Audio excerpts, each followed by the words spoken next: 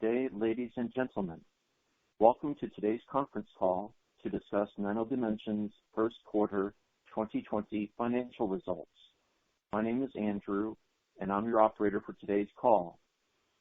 On the call with us today are Yoav Stern, President and CEO, and Yael Sandler, CFO.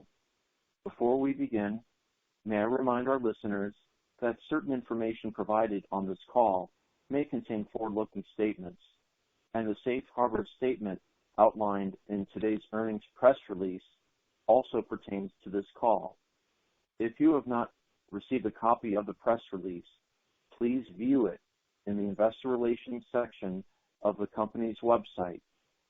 Yoav will begin the call with a business update, followed by a question and answer session, at which time Yael will answer questions regarding the first quarter 2020 financial results. If you require operator assistance, please press star then 0. Please note this event is being recorded. I would now like to turn the conference over to Nano Dimension's President and CEO, Yoav Stern. Yoav, please go ahead. Thank you very much, sir. Welcome, everybody. We waited around 2-3 minutes over 9 a.m. in order to get all people that want to be online, so I apologize for that.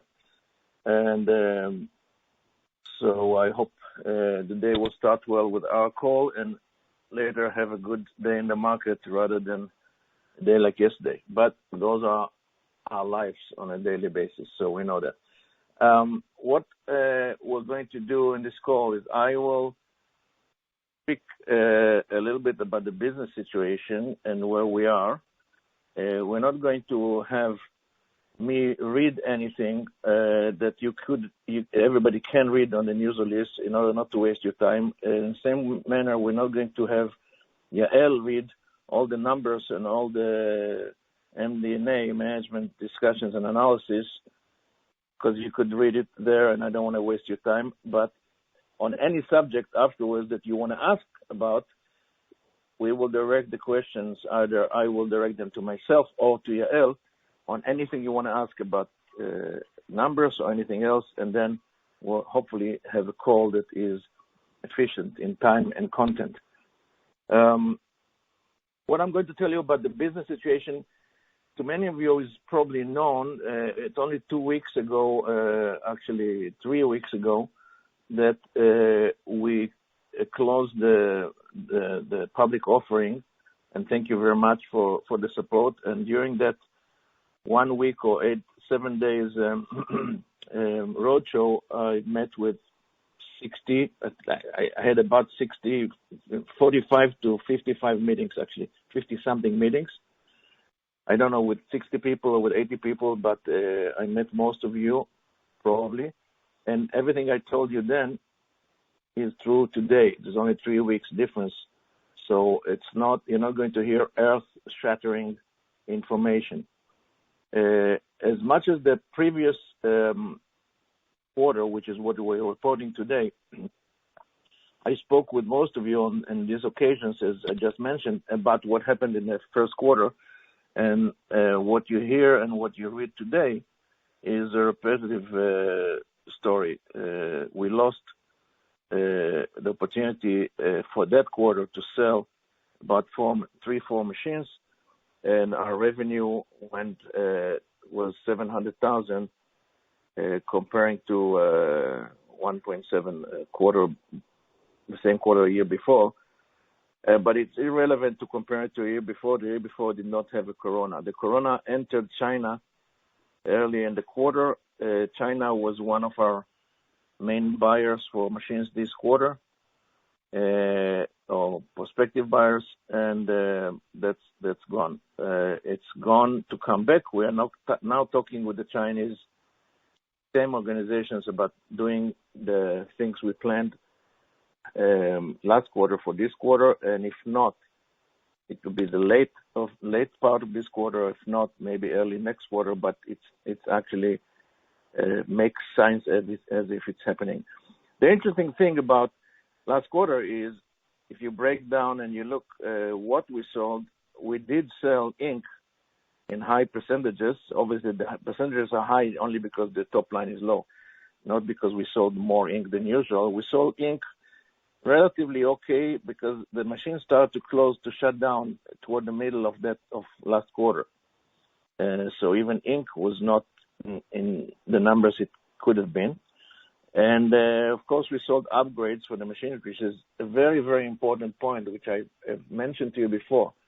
Upgrade is a really serious vote of confidence of our customers that bought machines, got a bit disappointed from their performance, but decided to invest $35,000 to $55,000 to upgrade, which means they are committed to the technology and to the direction we're showing, in so much as our roadmap and where we're taking this company, its product, and hopefully taking the market with us. So that's last quarter. Yeah, I'm sure you want to know about this quarter. We're 45 days into it.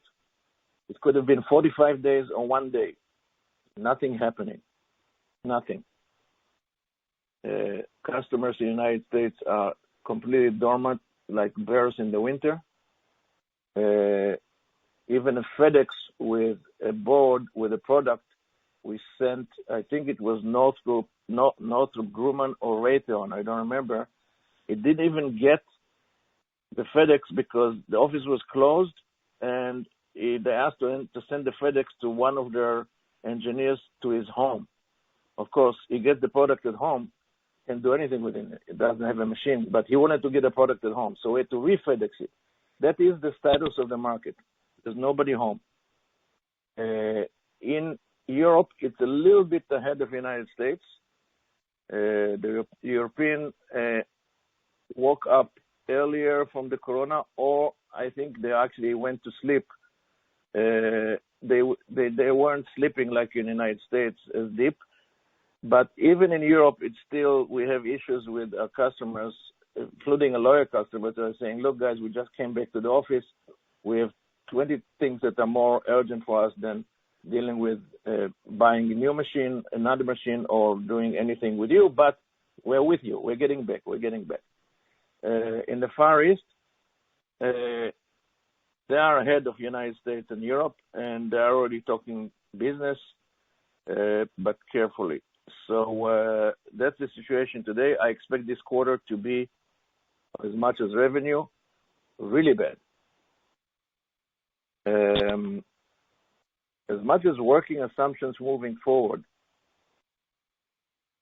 we have a director from Lockheed, and we had a board meeting a couple of days ago, and he told me that in Lockheed, across the board, they're starting to talk to them, and he's a senior guy in Lockheed, very senior.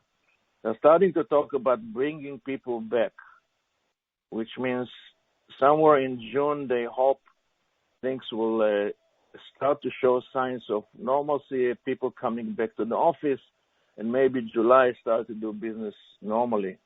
Hopefully this summer will not be as usual summer as you know, people July and August are not there. And not to speak in Europe, that they close the continent.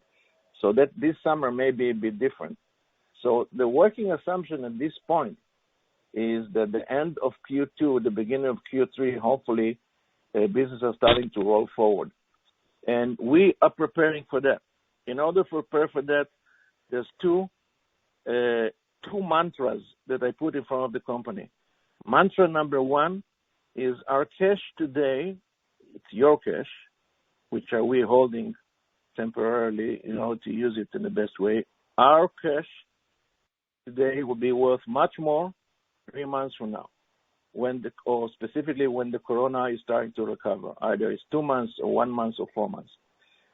So under this mantra, we are going into the second mantra, which is, therefore, we're going to conserve cash now, even if it's for 4 months, for sure if it's for 6, and spend it sparingly only on 2 subjects.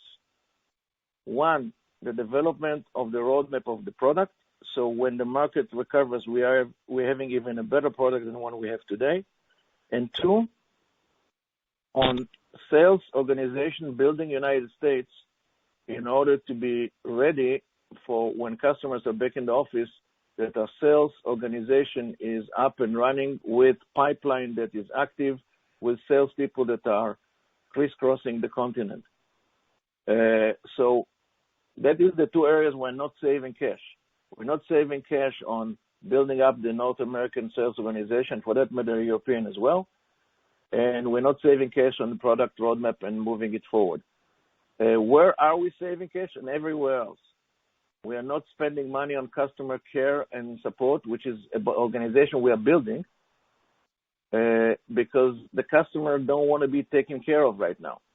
So there's no reason to bug them and to run around. There's nobody home. Or actually, there's nobody in the office. Everybody is home. And we're not spending money on building machines. We're not building machines, and we are reducing our cost of operations and manufacturing because we have enough inventory to build machines for the next 6 to 12 months, and we have the operation to build machines, and we just don't need to mend the operation until we're actually building machine in a fast enough pace that we need many people to do that. As much as manufacturing ink, we didn't touch it. We're manufacturing ink as usual. The demand for inks didn't go down yet, even though the machines are down.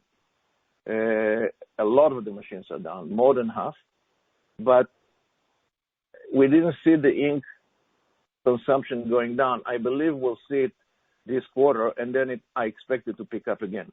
So as much as manufacturing, the shelf life of our ink is long enough, so we even manufacture to inventory right now, especially because manufacturing of chemicals, you can't stop manufacturing. It's a process that needs to be operated, and we're not worried about it. We know that there'll be homes for our inventory of inks, even if we'll have a little bit more inventory.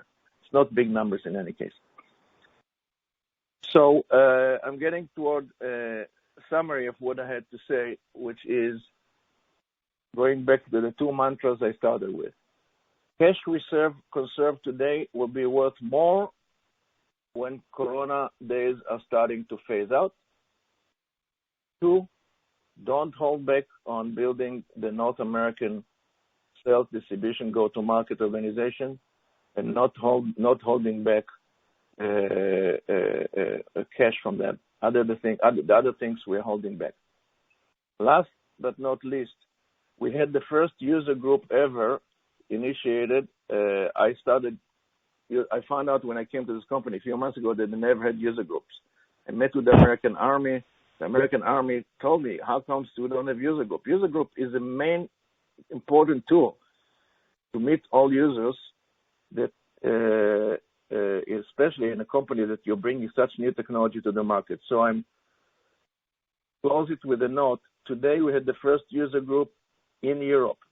We had 55 participants, 3 hours conference, people from Italy, Germany, Russia, Eastern Europe, 55 people present, all of them from our customers.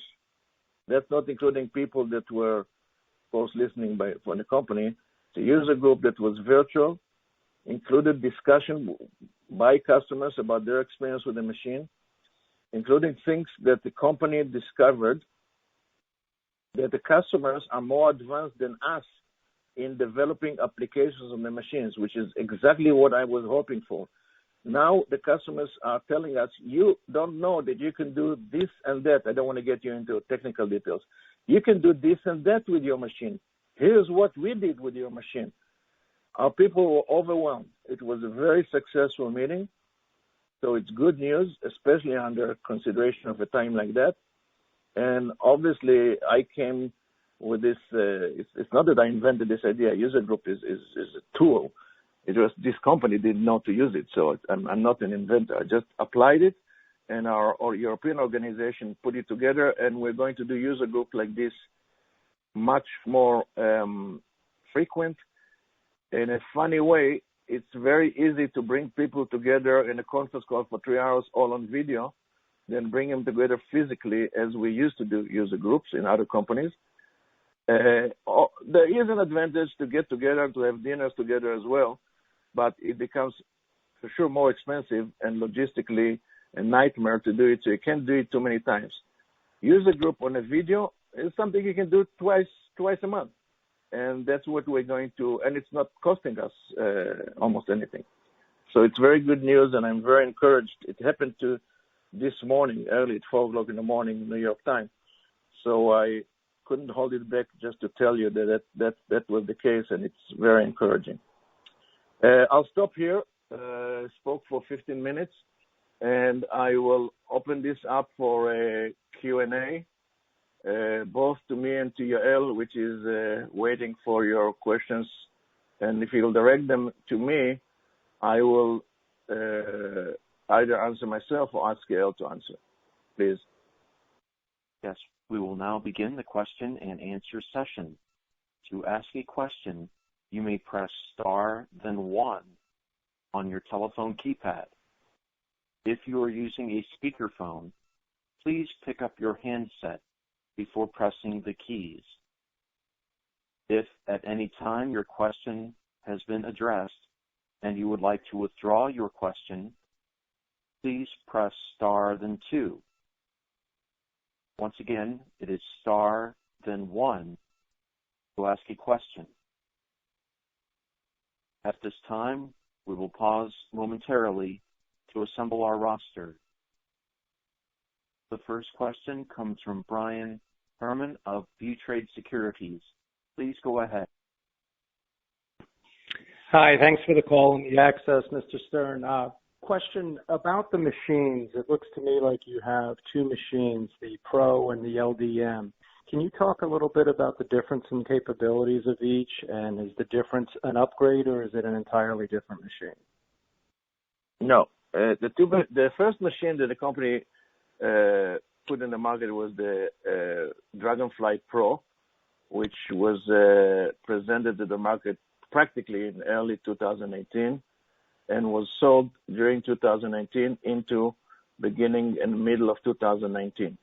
That machine had a major flaw, and the flaw in that machine was that the printing heads, if you don't work with the machine very, very precisely according to company's instructions and deviate a little bit, or if the machine was not working constantly by the conditions and the spec and stopped, you had clogged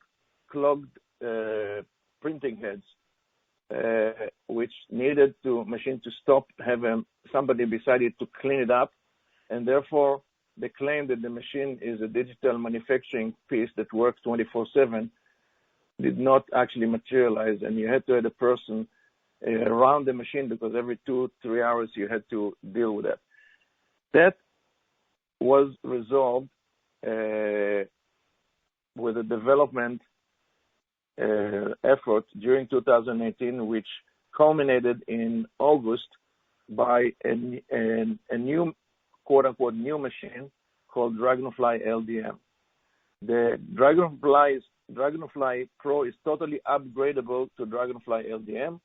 The new machine, the difference between the older machine and the new machine is the new machine had an automatic system, which is both combination of hardware and software in the process, that cleans the printing head as it prints. Every few seconds, there's a printing mechanism, very sophisticated, that makes sure that the head is cleaned. So the machine can work actually almost 24/7 practically, and there's no need to stop or to clean or to have a person there beside to make sure it's not clogging. So summarizing the answer, the machines are upgradable. The cost for an upgrade was $30,000 to $50,000. Your next question would be how many people upgraded. More than 50% by now has upgraded. The upgrade is going on a quarterly by quarterly basis. Every quarter we're getting 2-3 upgrades, and we hope to complete all the upgrades for all the machines that are working and interested, which is probably 90% of the machines in the market.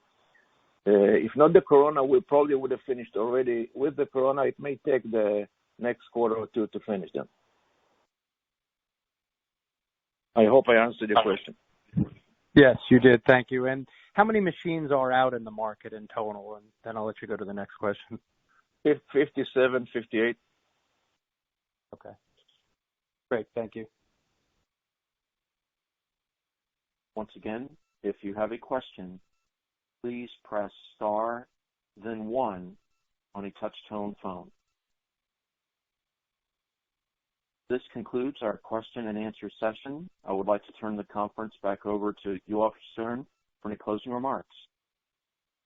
Can you just wait another 30 seconds to see if somebody maybe comes up with a question and maybe is still thinking about it? Yes, sir.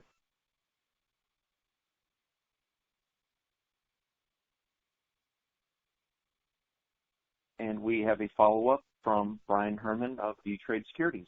Please go ahead. Thanks. I just wanted to give everybody else the opportunity to ask, but I'll jump back in. On the 57 or 58 machines out into the market, how many different customers does that represent? Between 30 to 40. But okay. If your next question is, how many customers have more than one machine? Just few. There's also machines out of the market that are in the hands of resellers, distributors, resellers, which we're getting not rid of. We're replacing resellers with direct sales force. The resellers was the biggest mistake of this company since the last 2 years, which is why the sales went up from year to year just by 39%, where I think they could have gone up by 39%. Resellers clogged the channel, did not resell, so we are converting it. So there are about 14 or 15 machines with resellers, which are part of the 57. Those machines will come to an agreement with the resellers that we will resell it for them and have an arrangement that will make us make money and them make money. Right. Makes a lot of sense. Okay. Thank you.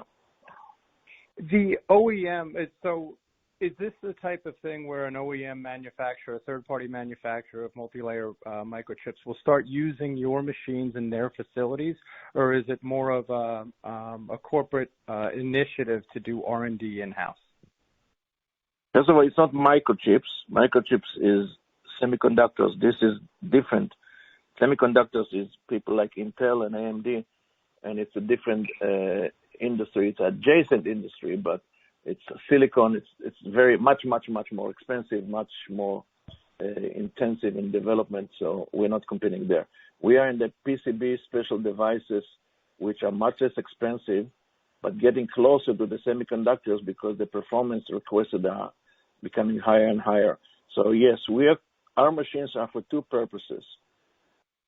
First, for the proof of concept and prototyping, and are used by research institutes, etc., and by very large and very high-tech companies that have in-house research in electronics, and they need a lot of designs to bring to the market faster. Our machine is a digital fabrication machine. So that's the first use. The second use is going into early production, which we're in the process of getting the machine, now that it's 24/7, to be used for early production. And we're seeing after the corona a very, very strong trend of large corporations wanting to move back production from the Far East to the continent. And we're positioned there with the digital machine. It's a rolling fabrication facility for PCBs, high sophisticated PCBs, because we do 20 layers, 2 layers, or 50 layers easily digitally.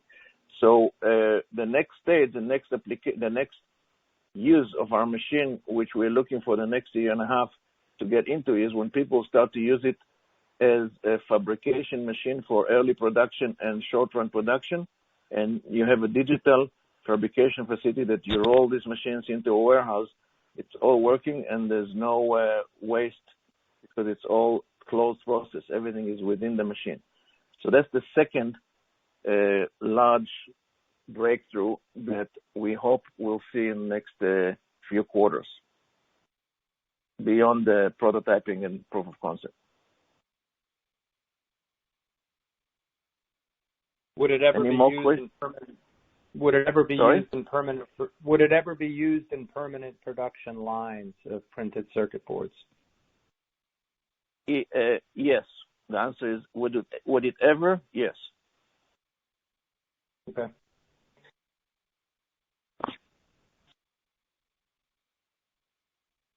Thank you. Okay, welcome. Any more questions, please? Okay, standing by, sir, to see if any other questions come in.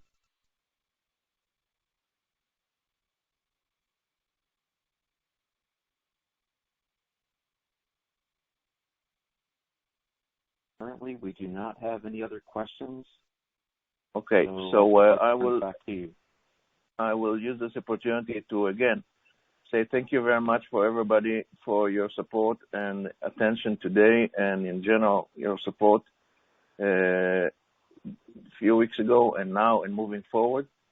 You all know that you can feel free to call me personally, and I hope to be talking to you soon, and I wish you best of health and stay safe.